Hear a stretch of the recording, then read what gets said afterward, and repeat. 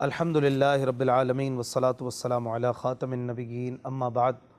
فاعوذ باللہ من الشیطان الرجیم بسم اللہ الرحمن الرحیم الصلاة والسلام علیک یا رسول اللہ وعلی آلک و اصحابک یا حبیب اللہ الصلاة والسلام علیک یا نبی اللہ وعلی آلک و اصحابک یا نور اللہ۔ ایک بار پھر ناظرین، آپ دیکھ رہے ہیں پروگرام قرآن پاک ترجمہ و تفسیر کے ساتھ۔ الحمدللہ ہم ترتیب وار قرآن کے مضامین اس پروگرام میں سن رہے ہیں۔ تفسیر صراط الجنان سے، جو کہ قبلہ مفتی قاسم صاحب دامت برکاتہم العالیہ نے تحریر فرمائی ہے، اردو زبان کی بہت ہی آسان اور بڑی ہی اہم ترین بک، جو کہ 10 والیومز پر 10 جلدوں پر مشتمل ہے۔ ہر گھر کی یوں کہیے کہ ضرورت ہے، اور بڑی ہی آسان اس کی اب ایپ بھی بن گئی ہے۔ آپ ایپ اسٹور سے یا پلے اسٹور سے اس کو ڈاؤن لوڈ کر کے اپنے موبائل ٹیبلیٹس میں بھی رکھ سکتے ہیں، اور اسے فزیکلی ہدیۃً ہارڈ کاپی میں بھی خرید کر اپنے گھر میں رکھیں تو بڑی برکتیں انشاءاللہ الکریم ملیں گی۔ الحمدللہ ہمارا درس جاری تھا سورہ مائدہ، آیت نمبر 89 تک ہم نے پچھلے پروگرام میں سن لیا تھا۔ اللہ پاک قرآن کے حق کو حق سمجھنے، اس پر عمل کرنے، باطل کو باطل سمجھنے اور اس سے بچنے کی توفیق عطا فرمائے۔ رحمت کونین نانا حسنین صلی اللہ علیہ وآلہ وسلم فرماتے ہیں، جب تم مرسلین علیہم السلام پر درود پڑھو تو مجھ پر بھی پڑھو، بے شک میں تمام جہانوں کے رب کا رسول ہوں۔ صلو علی الحبیب صلی اللہ علی محمد صلی اللہ علیہ وآلہ وسلم۔ اعوذ باللہ من الشیطان الرجیم بسم اللہ الرحمن الرحیم۔ یا ایہا الذین آمنوا انما الخمر والمیسر والأنصاب والأزلام رجس من عمل الشیطان فاجتنبوه لعلکم تفلحون۔ ترجمہ: اے ایمان والو، شراب اور جوا اور بت اور قسمت معلوم کرنے کے تیر ناپاک شیطانی کام ہی ہیں، تو ان سے بچتے رہو تاکہ تم فلاح پاؤ۔ ناظرین کرام، اس آیت مبارکہ میں 4 چیزوں کے نجاست اور خباثت اور ان کا شیطانی کام ہونے کے بارے میں بیان کیا جا رہا ہے، اور ان سے بچنے کا حکم دیا جا رہا ہے۔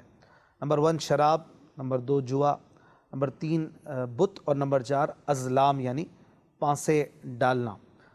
سب سے پہلے شراب کے بارے میں اللہ پاک نے فرمایا کہ یہ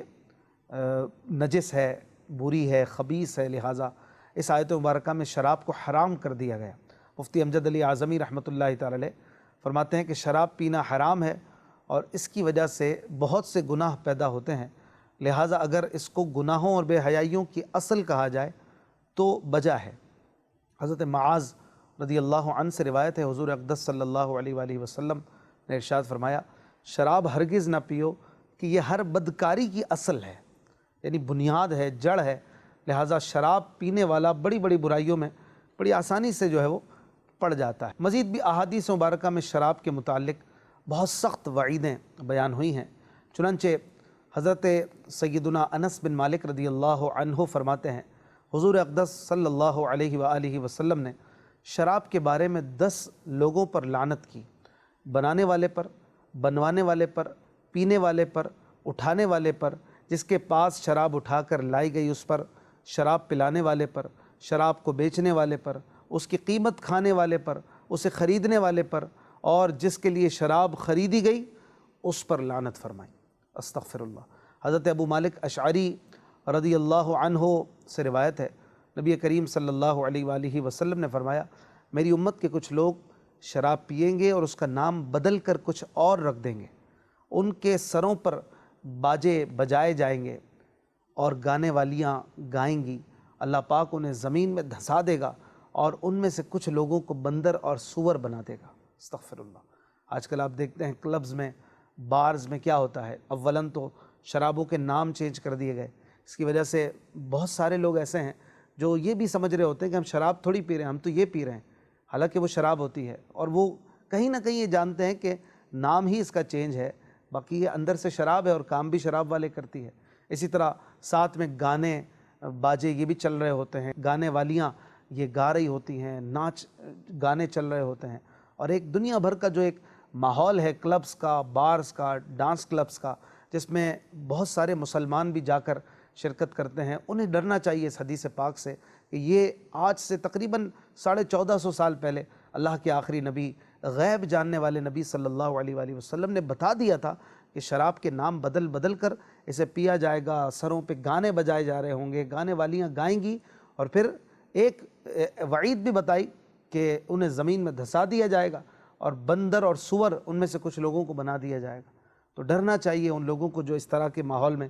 جاتے ہیں، شرابیں پیتے ہیں اور معاذ اللہ ایسے کلبز کی زینت بنتے ہیں۔ اللہ کریم ہم سب کو محفوظ فرمائے۔ حضرت ابو امامہ رضی اللہ عنہ سے روایت ہے، رسول پاک صلی اللہ علیہ وآلہ وسلم نے فرمایا، اللہ پاک فرماتا ہے، قسم ہے میری عزت کی، میرا جو بندہ شراب کی ایک گھونٹ بھی پیے گا میں اس کو اتنی ہی پیپ پلاؤں گا، اور جو بندہ میرے خوف سے اسے چھوڑے گا میں اس کو حوض قدس سے پلاؤں گا۔ اس آیت اور اس سے بعد والی جو آیت مبارکہ آئے گی،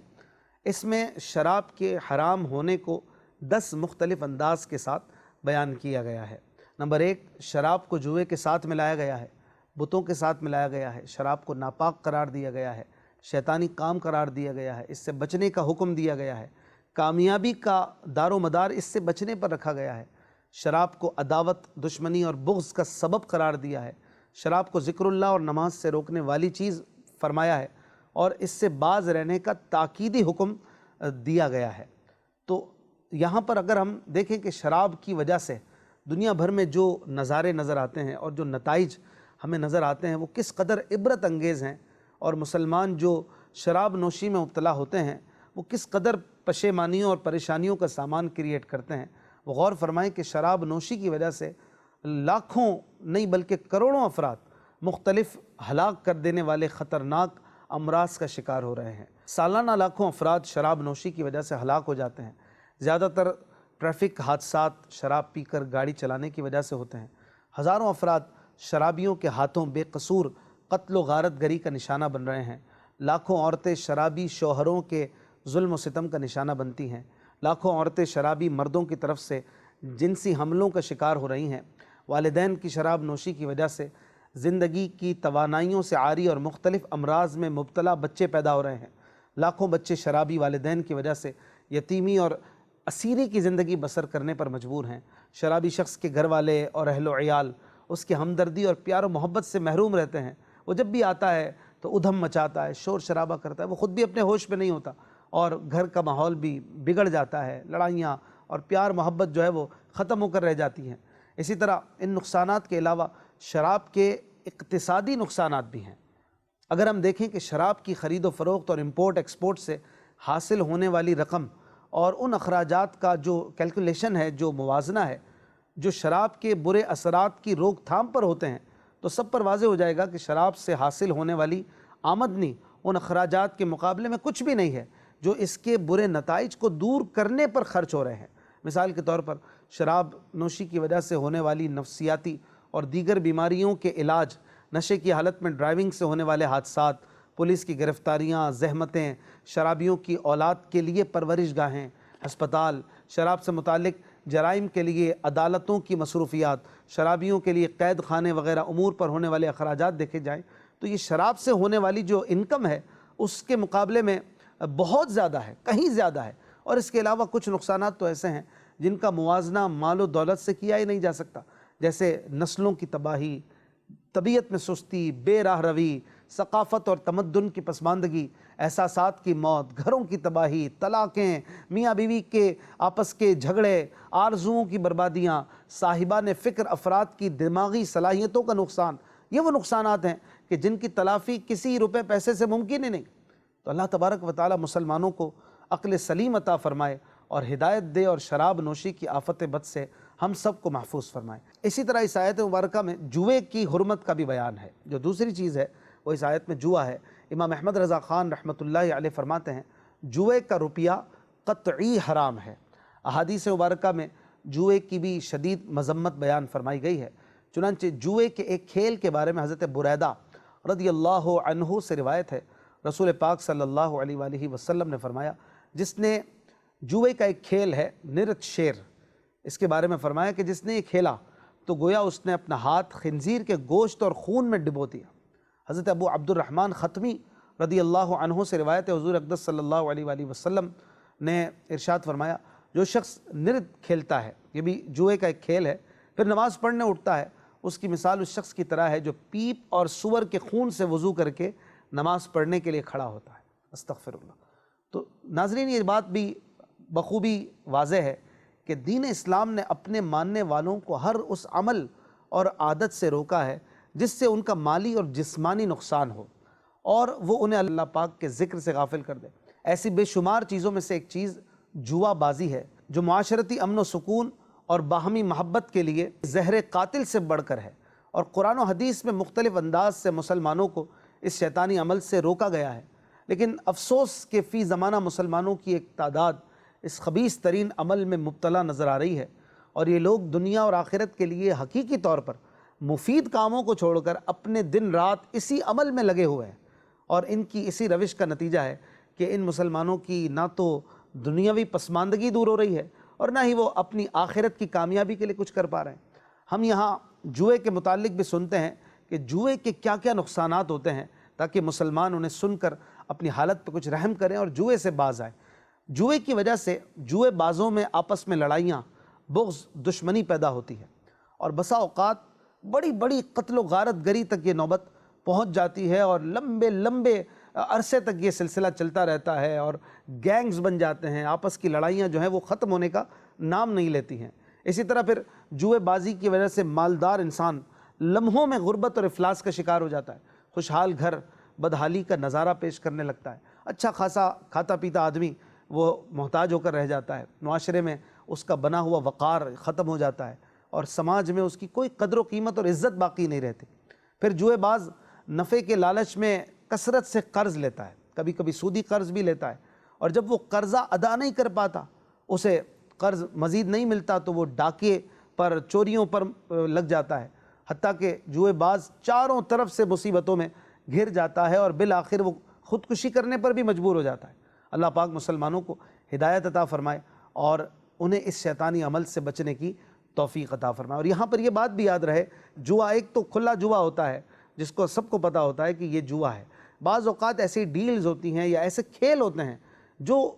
جوا ہوتے ہیں لیکن لوگوں کو پتہ نہیں ہوتا، نہ ان کا نام جوئے والا ہوتا ہے۔ تو ہمیں ہر ڈیل میں، ہر معاملے میں دیکھ لینا چاہیے کہ میں جو بھی کام کر رہا ہوں اپنے معاملات کے لیے، جس طریقے سے بھی پیسہ کما رہا ہوں، وہ شرعاً درست ہے کہ نہیں۔ اس کے لیے علماء اکرام سے، دارالافتاء اہل سنت سے مربوط رہیں، علماء سے پوچھ کر اگر آپ پیسہ کمائیں گے تو انشاءاللہ الکریم حلال، طیب اور پاکیزہ روزی آپ کے اور آپ کے بچوں کے پیٹ میں جائے گی۔ اس آیت میں مزید جس چیز کے بارے میں منع کیا گیا وہ ہے انصاب۔ حضرت عبداللہ ابن عباس رضی اللہ عنہ سے روایت ہے کہ اس سے مراد وہ پتھر ہیں جن کے پاس کفار اپنے جانور ذبح کرتے تھے۔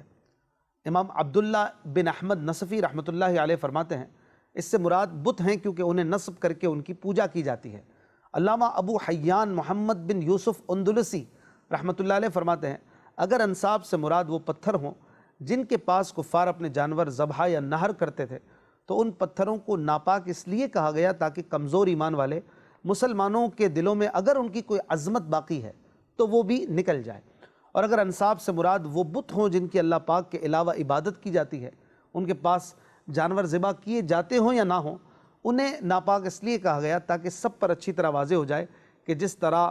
اصنام سے بچنا واجب ہے، اسی طرح انصاب سے بچنا بھی واجب ہے۔ اس آیت مبارکہ میں مزید چوتھی چیز کے بارے میں جو منع کیا گیا وہ ازلام ہے۔ ازلام یہ زمانہ جاہلیت میں کفار نے 3 قسم کے تیر بنائے ہوئے تھے، اور ان پر لکھا ہوا تھا، ایک پر لکھا ہوا تھا ہاں، دوسرے پر لکھا ہوا تھا نا، اور تیسرا تیر خالی تھا۔ وہ لوگ ان تیروں کی بڑی تعظیم کرتے تھے، اور یہ تیر کاہنوں کے پاس ہوا کرتے تھے۔ کعبہ معظمہ میں کفار قریش کے پاس یہ تیر ہوتے تھے۔ جب انہیں کوئی سفر یا اہم کام درپیش ہوتا تو وہ ان تیروں سے فال نکالتے تھے، پانسا ڈالتے تھے، اور جو ان پر لکھا ہوتا اس کے مطابق عمل کرتے تھے۔ پرندوں سے، وحشی جانوروں سے برا شگون لینا، یہاں پر یہ بات بھی یاد رہے کہ پرندوں سے اور وحشی جانوروں سے برا شگون لینا اور کتابوں وغیرہ سے فال نکالنا یہ بھی اس میں داخل ہے، اور یہ بھی جائز نہیں ہے۔ احادیث مبارکہ میں بھی اللہ کے رسول صلی اللہ علیہ وآلہ وسلم نے اس کی مذمت فرمائی۔ چنانچہ حضرت ابو ہریرہ رضی اللہ عنہ روایت کرتے ہیں رسول پاک صلی اللہ علیہ وآلہ وسلم نے فرمایا جو کسی نجومی یا کاہن کے پاس گیا اور اس کے قول کی تصدیق کی تو گویا اس نے اس کا انکار کر دیا جو محمد صلی اللہ علیہ وآلہ وسلم پر نازل کیا گیا۔ حضرت واثلہ بن اسقع رضی اللہ عنہ سے روایت ہے، سرکار دو عالم صلی اللہ علیہ وآلہ وسلم نے فرمایا، جو کاہن کے پاس آیا اور اس سے کسی چیز کے بارے میں پوچھا تو 40 راتوں تک اس کی توبہ روک دی جاتی ہے، اور اگر اس نے اس کی تصدیق کی تو کفر کیا۔ نبی کریم صلی اللہ علیہ وآلہ وسلم نے فرمایا، خط کھینچنا، فال نکالنا اور پرندے اڑا کر شگون لینا یہ شیطانی کاموں میں سے ہے۔ تو مسلمان بھی بعض اوقات اس طرح کے کاموں میں پڑ جاتے ہیں، ہاتھوں کی لکیریں دکھاتے ہیں، ان سے کوئی نہ کوئی حالات معلوم کرنے کی کوشش کرتے ہیں، عجیب و غریب فال نکالنے کے بھی معاملات ہوتے ہیں۔ یہ سب ضعیف الاعتقادی توہم پرستی یہ ان کا نتیجہ ہے۔ مسلمان اللہ کی ذات پر توکل کرتا ہے، اللہ تبارک و تعالیٰ پر ایمان رکھتا ہے، تقدیر کو مانتا ہے، اور اس طرح کے جو بد فالیاں ہوتی ہیں، پانسے وغیرہ ڈالنے کے معاملات ہوتے ہیں، ان میں اور ستاروں وغیرہ کے حالات وغیرہ کے چکروں میں نہیں پڑتا، وہ اللہ کی ذات پر توکل کرتا ہے، اور جتنا شریعت نے اسے ان چیزوں میں اختیار دیا ہے، اجازت دی ہے، اس حد تک اس کو لیتا ہے۔ اس کے علاوہ جن کاموں سے منع کیا گیا ہے ان کی طرف وہ نہیں جاتا۔ اس آیت مبارکہ کے اختتام پر مزید 2 باتیں پتہ چلی کہ صرف نیک اعمال کرنے سے کامیابی نہیں ملتی، بلکہ برے اعمال سے بچنا بھی ضروری ہے۔ یہ دونوں تقویٰ کے 2 پر کی طرح ہیں، اور پرندہ ایک پر سے نہیں اڑتا۔ اسی طرح یہ بھی پتہ چلا کہ نیکیاں کرنا اور برائیوں سے بچنا دنیا اور دکھلاوے کے لیے نہ ہونا چاہیے، بلکہ کامیابی حاصل کرنے کے لیے اللہ پاک کی بارگاہ میں کامیاب ہونے کے ارادے سے یہ ہونا چاہیے۔ اگلی آیت میں مزید اللہ پاک ارشاد فرماتا ہے،